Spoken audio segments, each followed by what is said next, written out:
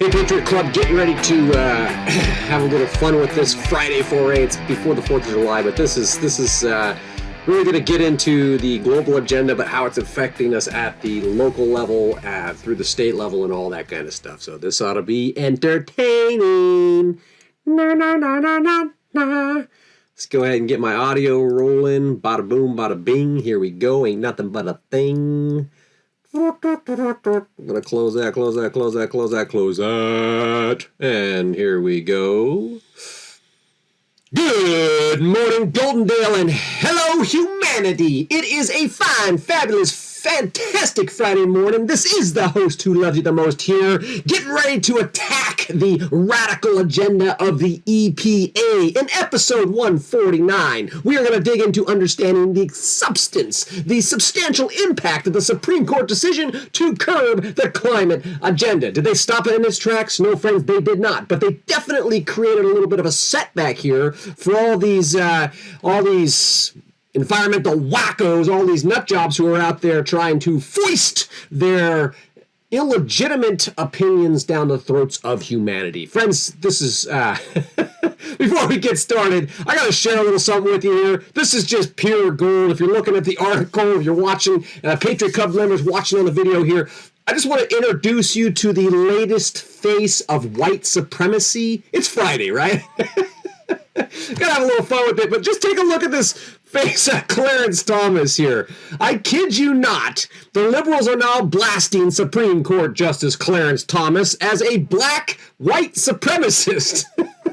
And the lunacy of this is just, it's almost unfathomable. You know, as hilarious as it seems, ultimately, this level of psychosis, friends, it's really no laughing matter. While it's tempting to try to dismiss this kind of ridiculous assertion as petty annoyance. Oh, you know, Clarence Thomas he's a white supremacist. You know, why not celebrate the fact that he's the first African American on the court? You know, anyway, but no, the bigger issue is that people actually believe it. People actually believe when the liberals are out there talking about, you know, he's a black white supremacist. You know, they believe it, and that's a huge problem. Because, you know, stupid is as stupid does, and crazy people believe crazy things. But we have to keep in mind that this degree of insanity is not confined to only one issue. And it's not just cropping up in commentary and pop culture. This psychosis, you know, ultimately, this utter disconnect from reality is this progressive mental disease, and it's infected a great number of politicians. Now, these people, these progressive politicians, though they may be completely unhinged and detached from reality, they have their own government website, and they wield a great deal of authority, a great deal of influence over our everyday lives. Which brings me now to the issue of today. The hot news today is that the Supreme Court made a decision to restrict the EPA's authority to implement their radical climate agenda without congressional oversight. That would be why the libs are blasting the black Supreme Court justice as a white supremacist. Okay? The Democrats are flipping out, man. Their heads are on fire. And it's all predictable, but they're out there trumpeting this insanity with statements like this one. This one's coming from Rashida Tlaib. You know, the fascist Supreme Court of the United States guts the EPA's ability to regulate carbon emissions and fight climate change. The fascist SCOTUS guts the EPA's ability to regulate carbon emissions and fight climate change. Oh, man. Now, you see, friends, that this SCOTUS upholding the rule of law and enforcing constitutional restrictions on the abuse of federal power, now that they're doing that, now they're fascists. Not when they were legislating from the bench, not when they were making up rights out of thin air and saying, like, oh, abortion's a constitutional right. No, it's not a constitutional right. Read the Constitution, and it's not in there. I guarantee it. But now, you know, oh, and that's when the judiciary, the judicial branch is the savior of the left. The progressives would not have made much progress unless they had, let's just face it, you know, a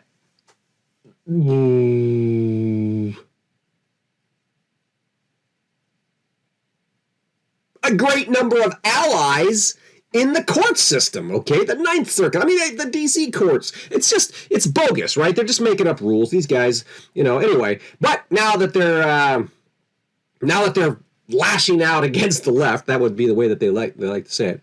Now that they're standing on constitutional ground, they are a bunch of fascists. So, I just have to emphasize, though, friends, this is not a fringe perspective. This isn't some, left-wing nut job, right? These are the words of a duly elected congressional representative, Rashida Tlaib, who, despite the fact that she is, in fact, an absolute nutcase, she does have her own government website and a huge social media following of a bunch of young, angry progressives. And, friends, she is not alone in that. Now, let's just try to set the insanity aside for a moment.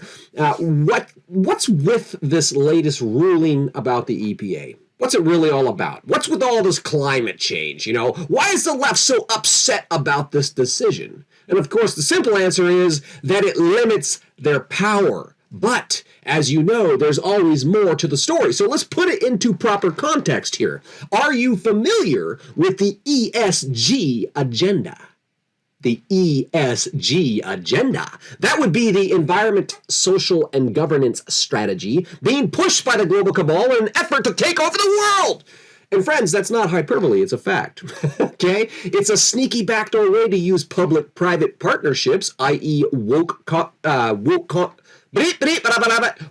corporations, to recondition society as a whole, to accept increasing degrees of restriction on our lives. And as you may have guessed, this is all part of the UN Sustainable Development Goals, okay? So for those of you who missed it, you may be new to the audience, maybe you were busy all day, but this is the Globalists' master plan. As I outlined very effectively in episode 93, the One Agenda to Rule Them All. That article, One Agenda to Rule Them All, has all the links you need to get up to speed on the ESG and the UN Sustainable Development Goals and all that. But this excerpt here speaks directly to what we're dealing with. You see, this is all part of the vision for what globalists call future Earth. Now, I know when I say future Earth, people are like, are you making that up? No, I'm not making it up. Click the link and go see and read for yourself what future Earth is all about. But collectively, working to build consensus around the radical climate agenda in conjunction with the UN Sustainable Development Goals, the broader ESG agenda, these people intend to control how we live our lives. And they intend to control how we live our lives by regulating everything from how we travel to how we run our business to what we can buy and even restricting what we eat. They want to take control of the means of production and the volume of consumption. Okay, that's in the article there. But in their own words, they say, breaking these cycles of destruction for the planet and human health requires legislative action, corporate reform, and individuals to be supported and incentivized to make healthy choices. So there you have it. That's the plan. We will be incentivized to comply with their radical agenda. Today, we hear about the SCOTUS ruling against the EPA, which is a good thing. But all of this has been in motion for much longer than most of us have been aware.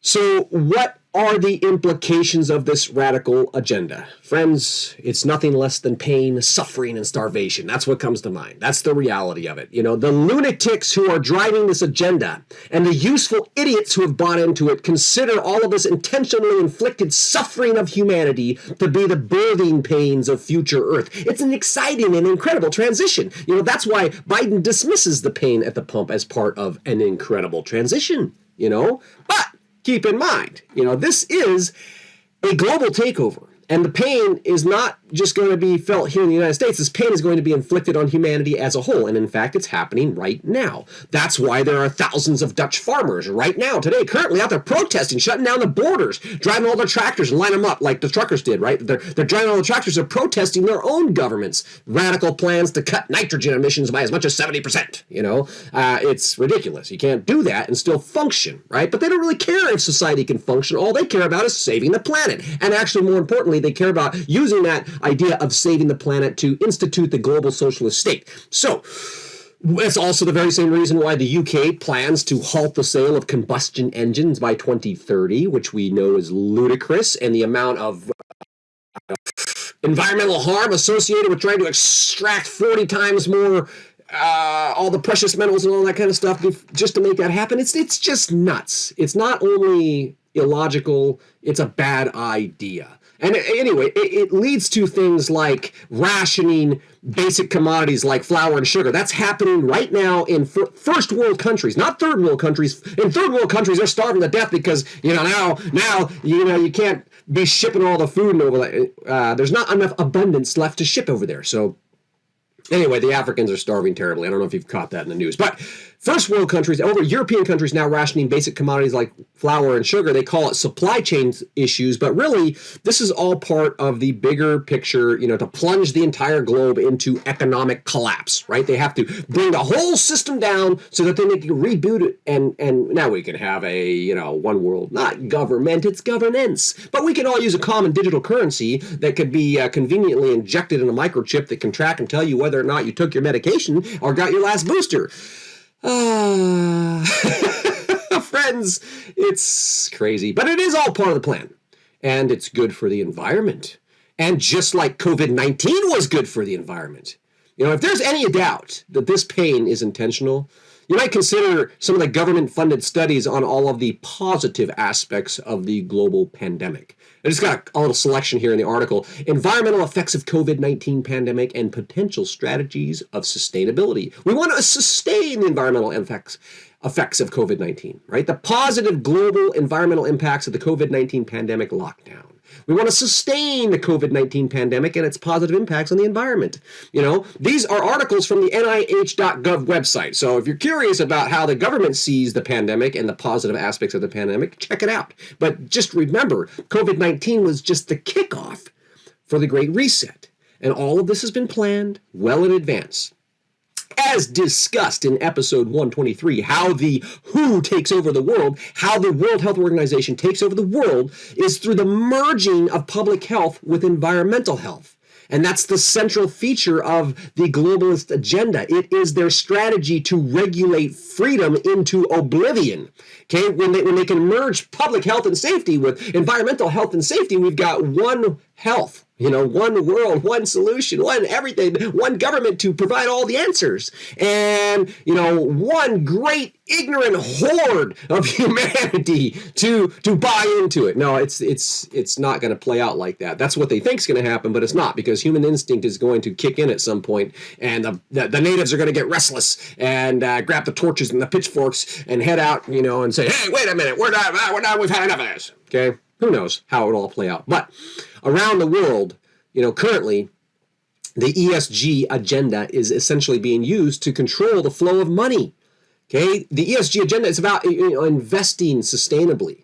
So they use this agenda, this nice sounding, we want to do our part to save the planet, and our corporation, even though we're a billion-dollar, trillion-dollar multinational corporation, we are saving the planet, by flying our executives all around and private jets and going to Davos with the rest of the cool kid club, Anyway, but the ESG agenda is being used to control the flow of money to reward these multinational corporations because they're in on the plan. And all the while, they're suffocating small businesses and farmers under the burden of ridiculous regulations because, small businesses and farmers, they don't have a whole team of lawyers to figure out how to exploit the loopholes that are always written into these, thousands of pages of regulations. And in the United States, right now, the attacks are coming from multiple angles. They're coming from OSHA, they're coming from the FDA, the SEC, the EPA, just to name a few. But in every case, hundreds of agencies that are all regulated, they're not elected. Okay, they're unelected bureaucrats. Okay, this is the fourth branch of government. In every case, the government is asserting control over the means of production in order to control our levels of consumption, because that's how they will save the planet. Once the only businesses left standing through the process of this great reset, the systemic collapse, the controlled demolition of society, Once the only businesses are left standing, there are government-subsidized corporations who are complicit in the takeover, then we will have finally arrived at the global socialist state, wherein you will own nothing, eat bugs, and be happy. Never forget, friends, this is their explicitly stated plan. I know it's nuts, but they've said it, okay? That you watch the video, you can read their stuff, okay? You can check out all the links in this, fairly succinct synopsis here today. But where are we at today? Let's connect just a few more dots here. Let me start to wrap this up a little bit. But before we do, note this. The Supreme Court ruling on the carbon emissions bodes badly for the U.S. SEC climate rule. Now, the Security and Exchange Commission, that's like a financial thing. So what's with this, the SEC climate rule, and how does the Supreme Court ruling on the EPA affect the SEC? We're going to get to that in just a second. The second article, overreach of SEC proposed climate rule could hurt agriculture. So the SEC, the financial regulators are going to hurt agriculture. How might that be? Now, the SEC's new ESG rule hurts America's small farms and ranches. How? Do you see how this all fits together? Ultimately, farming and ranching are major contributors to global warming. Of course, that's why the EPA wants to tax cow flatulence. Do not think that I'm just making that up. Click the article and see it for yourself. But just like all the other lunatic progressive globalists who are around the world actually taxing cow flatulence right now, the EPA wants to do that right here in the good old US of A. And what do you think that is going to do to the price of, the USDA prime choice meat, steaks, That's also, by the way, while we're seeing outlandish tax proposals that would cost ranchers as much as $6,500 per dairy cow, $2,600 per head of cattle, even $500 per swine each year just for having the animals, because the animals are destroying the planet. Okay, this is all being pitched as part of the Build Back Better plan. These numbers are out there. They're actively, trying to make this happen. In which, the Build Back Better plan. Obviously, it's not Biden's Build Back Better plan because he's just getting it probably from old Klaus Schwab himself. But people, the wise have realized that the Build Back Better plan is really just a blank check for socialism. And unfortunately, as crazy as it all seems, it's kind of, cow flatulence, 6,000, per head of cow, whatever, all that kind of stuff. It seems nuts, but things are only going to get more crazy from here moving forward. Because these communists are cunning, and they've already established the necessary framework to enforce their collective insanity, not the least of which is using the artificial intelligence and algorithmic solutions to shut down dissent, which is why it's so very important for you to subscribe and share this podcast. Now that, one quick example of how they're going to be enforcing this comes from the SEC, an SEC announcement. The SEC announces Enforcement Task Force. An enforcement task force focused on climate and ESG issues at the SEC, mind you. The Security and Exchange Commission announced the creation of a climate and ESG task force in the Division of Enforcement. This is enforcement specialized units, all right, consistent with increasing investor focus on climate and ESG-related disclosure. Why might they be focused on that? Because of all the government propaganda. Anyway, this enforcement task force will develop initiatives to proactively identify ESG-related misconduct. Okay? Developing initiatives to proactively identify misconduct, ESG misconduct, okay?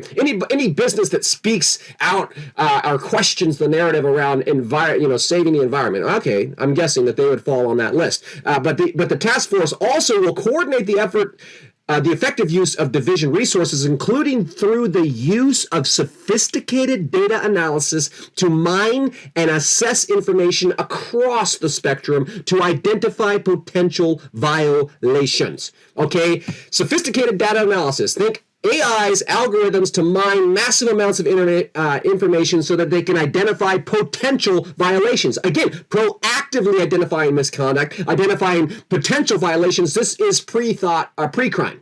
This is thought crime. Anyway, that's what's happened, guys. To sum it all up, the commies are taking over the world. These bureaucratic bastards have an insatiable desire to control and regulate every aspect of your life. Friends, do not doubt me. I know it sounds absurd, but such an assertion is such an assertion to say that the commies are taking over the world Is that any crazier than calling a black Supreme Court justice a white supremacist? I'm just saying, guys. These people are crazy.